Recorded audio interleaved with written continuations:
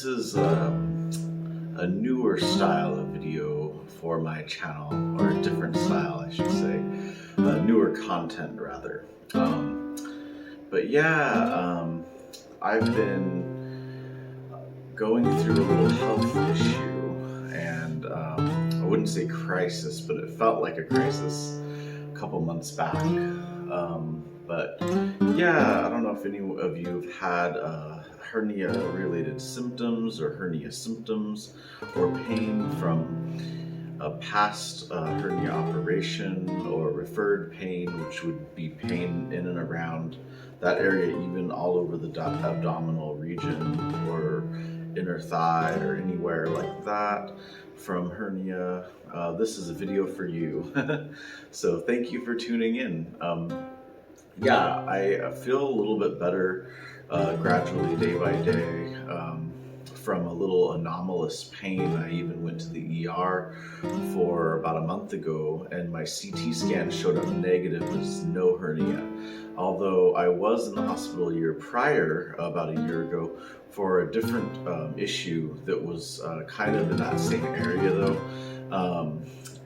I'll save that for a different video, but it was a little bit of epididymitis, and I had some inflammation down there, and they didn't know what was wrong, but they did determine that I had an inguinal hernia last year. Although now this year, when my hernia was hurting and I went in to see what was going on, they said there's no hernia anymore. So, and I heard hernias don't go away, so I think that this year's CT scan was faulty, or it just wasn't showing the hernia that they detected last year, unless last year was a faulty report of a inguinal hernia.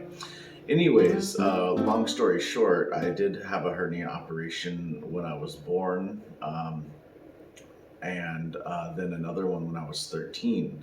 And I'm not sure if those were in the same location or not, but they could have been near each other. And so over the holidays, and then right around the time of the insurrection at the US Capitol, my partner and I had a little intense moment where we started yelling at each other over nothing, just one of those cooped up in the house too long domestic altercations over food. And I was having a headache, and I had told him I didn't want him cooking sausages on the grill inside, on the little panini grill, the George Foreman panini grill. Ours is a Hamilton Beach. They work the same, and it stinks, and I hate sausage in general. I don't like smelling it either, cooking in the house, and it was stinking up. It stinks up the whole house.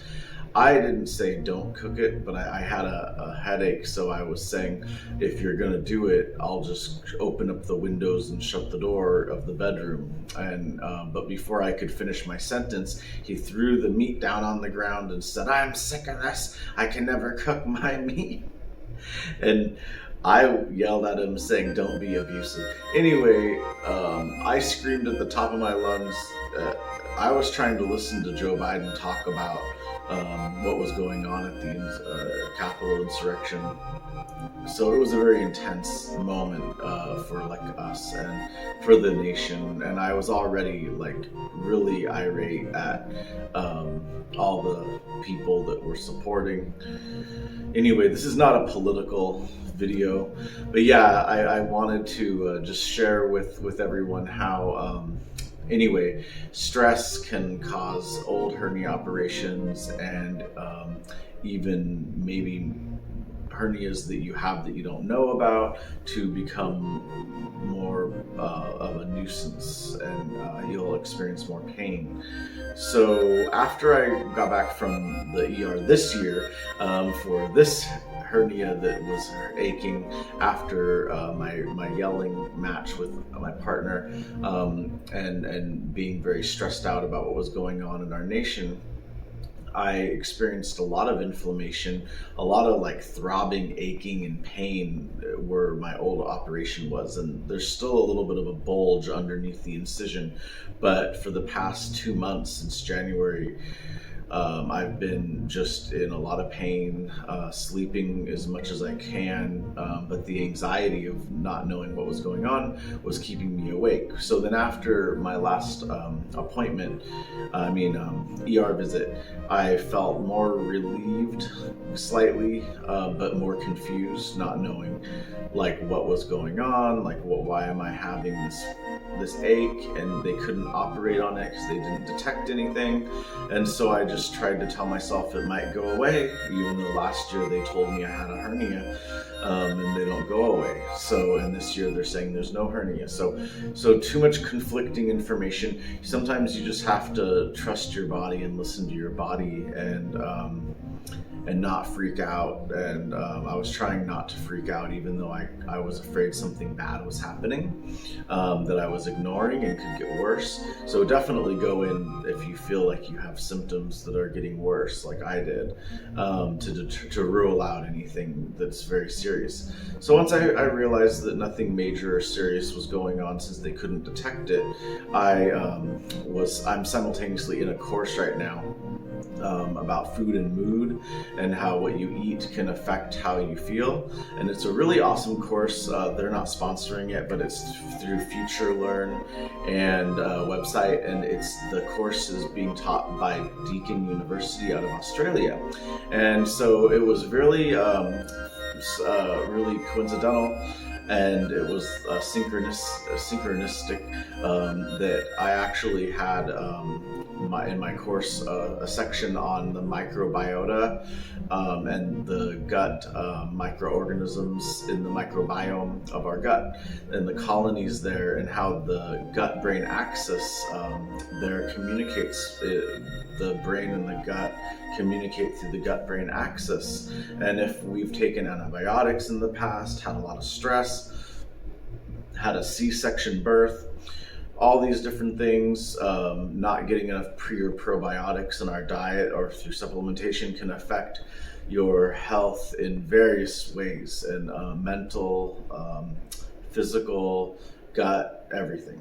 So it's very important to think about what you're eating on a daily basis, what your moods are like on a daily basis, how are you handling your stress moment by moment, how are you reacting to stressful situations or negative events in life, and how do you heal from trauma, and how do you get back to your regular routine, and to maybe switching up into a new routine. And actually, I almost forgot to mention this. Part of the pain that I was experiencing made me turn off the TV, because even commercials and anything jarring, like a loud voice, was making the pain hurt, like all through my abdominal area. And I was afraid I had like diverticulitis, and so was my mom. And I'm still worried about that, or colitis, but I'm trying not to be worried. But anyway, turning off the TV and just listening to classical music every day when I woke up, and just trying to de-escalate the stress and the anxiety really helped me to have a more speedy recovery. And it's only been about 4 weeks now since I was in the ER, and I feel almost 100% back to normal. Every day it's just like little baby steps forward to health. And what's really interesting is getting outside and getting sun has been amazing. Like when I'm sitting out in the sun, now that it's kind of early spring here in Seattle, we've had about 2 like 55-degree days now where it was just sunny and felt like almost 65, and amazing weather with hardly any wind. And so I was just sitting out there shirtless last week, and then this week I sat out in our backyard with my sweater on yesterday, but with my legs exposed and my arms exposed, and just pull up your sleeves, get some sun, pulled up my sweats and got some sun that way on my lower legs, on my calves, and because you don't want to always flash your neighborhood every week, right? But no, it wasn't quite hot enough yesterday. But basically, I kind of came into a whole new reality in my living space in my home, and it was amazing. And I turned off the news no more TV, no more commercials, and I even cut out coffee except for just every other day. When I started to get the headache from the withdrawal, I would have a wheat cup, but whenever I had it, it would kind of make everything inflamed and painful again. So I started just going to weaker coffee and maybe skipping it for a few days in a row. Now I'm back to having coffee every day, but just 1 or 2 cups of weak coffee, not too strong. And I've cut out all sugar. I'm taking, like I always have, but more so turmeric in my coffee with black pepper and pumpkin spice. So you're making yourself like a golden milk latte with the caffeine. And since I have a little ADD and anxiety, the caffeine isn't good for the anxiety, but for my ADD, which actually spurs anxiety, I can kind of get it under control by supplementing with a little bit of coffee to help my ADD so I can focus on what I'm doing each day. And with L-theanine, GABA, rhodiola root, ashwagandha, which I take in a blend, which I have actually sitting right here. This one here, anxiety support, they're not sponsoring this either, but you can find this online on anywhere where supplements are sold, and it has lemon balm, GABA, chamomile, passion flower, valerian, oat straw, mucuna purines, 5-HTP, St. John's wort, hops. Pretty much it's the kitchen sink of herbs for stress and anxiety, and dopamine and serotonin boosting and balancing.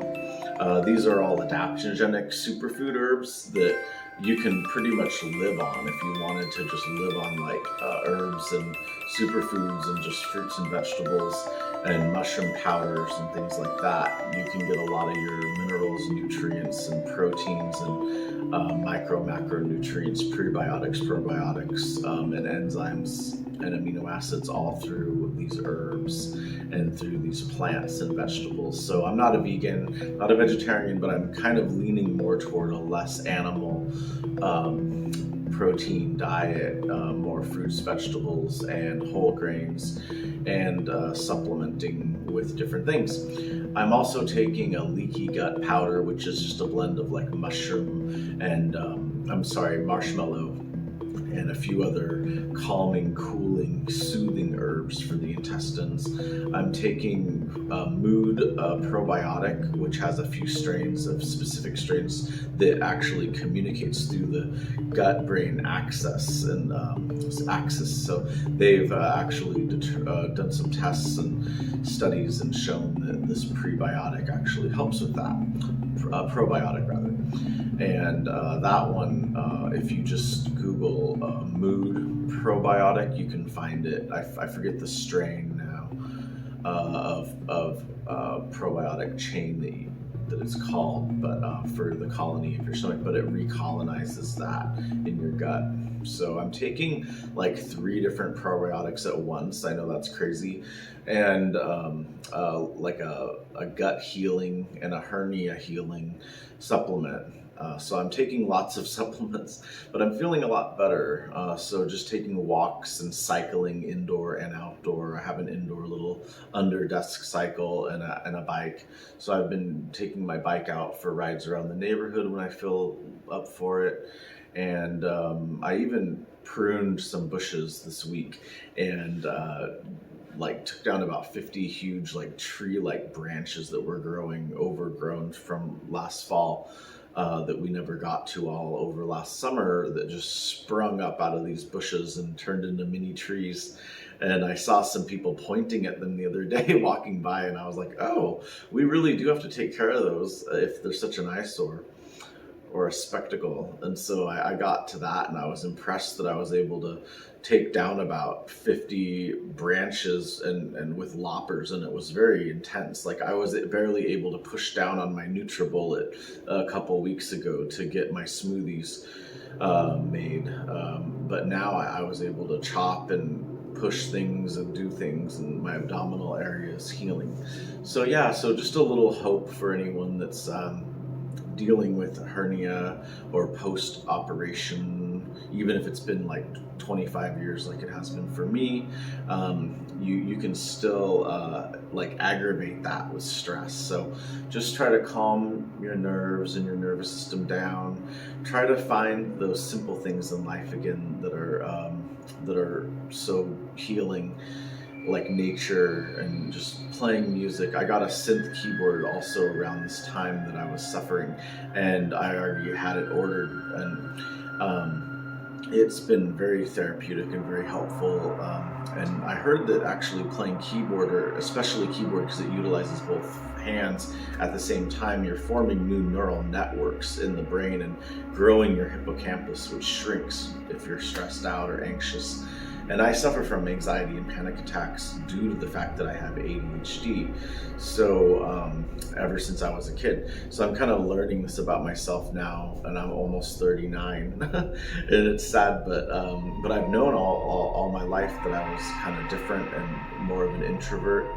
But then I kind of bloomed and became an extrovert in my 20s, but still had this underlying anxiety. And so I had some stressful things occur over the holidays with people like lashing out at me on fake social media, on Facebook, and then the argument I had here in the house, and then the stress of the elections and the insurrection of the Capitol all just came to a head. And with my already existing anxiety, I just kind of had these bodily symptoms that were really intense and really scary. So if any of you have had those, it's really important to actually start valuing your peace and quiet and your sanity now before the next life event that's traumatizing occurs. And then also learning how, when those occur, to deal with your trauma and in a mature adult responsible way without pulling other people into your trauma and your healing, because healing is messy as well. And so that can require some space and time and some perspective on life and what you've been through in order to fully heal. And it's not like you're just going to heal in a month or two, but what I mean is you can physically start to have those ailments and symptoms dissipate as you emotionally and mentally continue to heal and grow and learn. And what I like to think of myself now is like a love warrior, and I've always considered myself a warrior in life as we get through all these hurdles and challenges and climb these mountains. But being a love warrior is kind of another concept of loving through the war that life throws at you, and choosing not to be in the battle, but choosing to watch on the sidelines and see how people are warring against each other and battling and competing and comparing and insecure and jealous and fighting, and how you don't have to be part of that game. And you can, when people lash out at you or try to pull you into their reality, that toxic crap, you can just you can just be a bystander, an innocent observer, and see them in their place and where they are, and not let people affect you when they're throwing stones or when they're trying to pull you back down onto their level. So it's really important to know how to just be a warrior. And my point with this is that sometimes life feels like you're in the middle of a war that never ends, or a battle. But if you think of yourself as like the warrior, like Rambo, and you're gonna get through, but you're gonna be a strong, smart, wise ninja type samurai warrior, and you're not gonna let anything get to you or penetrate through your armor, and you're gonna find that, and it's going to be so strong and so beautiful, and you're just going to be shining light, and a lot of people are going to be attracted to it and want to take and steal some of that light, and a lot of people are going to be jealous and angry about it, and they're going to come and mock you and make fun of you and try to chase you down and hunt you down and attack you, and they will. But what you can do when you're in the perspective of the mindset of the warrior and the love warrior especially, you can just laugh it off and see them for exactly where they are in their life and where they need to grow still to become, maybe not where you're at, but where they they could be, and maybe their characteristics and their personality has something else, another gift to offer to the world that you haven't even imagined yet. So think about everyone around you as coming from their own perspectives, and not that they need to rise to your level, but they need to rise to their highest potential, and not that where you're at is where everyone else should be, because I've had that perception, or people think that I have that perception, and it's really important to see that everyone is perfect just right where they are in their life, and they don't need to change. But when they're lashing out at you, you can see kind of exactly where they are, and it doesn't have to affect you. And you can see that they're unhappy people, that they're unhappy with your happiness, and that doesn't have to change your life and your appreciation of your life. You can still go about your business. But yeah, I've had a lot of these petty things occur. Basically. Wanted to just do this video for anyone suffering from stress and anxiety and pain in their body, because a lot of times if you're unsettled emotionally, it'll come out in a physical symptom. And so definitely don't ignore pain or injury, and if you have anything like that, go get it checked out. And then when you find out that it might be something that you're healing from that doesn't need surgery, or even if it does, you will be able to be rest assured and know that everything's going to be fine. And the most important thing to do always is to go to those places, your sanctuaries, your meditation place, your creative desk, your creative chair, your creative room. Go and make art, be creative, make music, make good food, make good love, make beautiful moments, and keep finding those places that fill you with happiness and joy and bliss, and hope to go forward in life. I know that you can find it. Thank you. Have a beautiful day.